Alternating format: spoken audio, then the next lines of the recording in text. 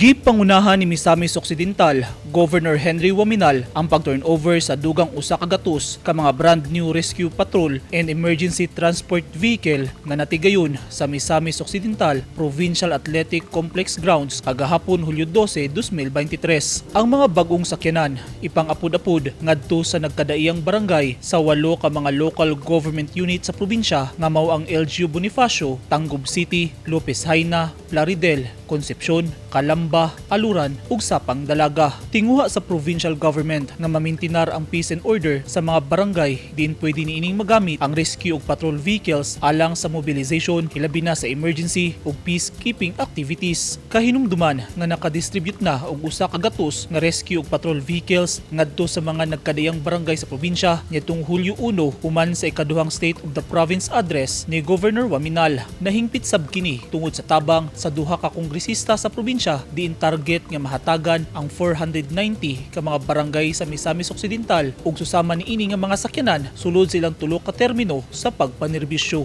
Eugene Hinutan, Newsline Philippines. Stay safe.